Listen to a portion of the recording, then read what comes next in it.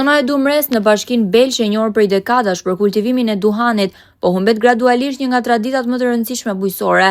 Nga viti në vit sipërfaqet e mbjella me duhan po të kurren, ndërsa gjithnjë e më pak fermerë zgjedhin ta kultivojnë këtë bimë. Shkaku kryesor sipas banorëve është mungesa e ujit për vaditje.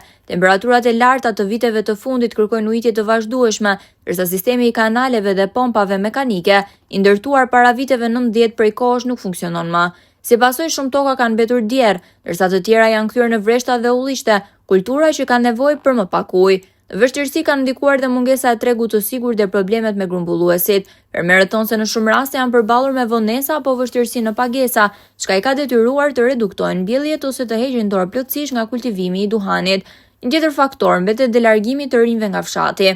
Me mungesën e krahut të punës, shumë familje kanë braktisur tokat bujqësore duke lënë pas një kulturë që dikur ishte burimi kryesor i të ardhurave në këtë zonë.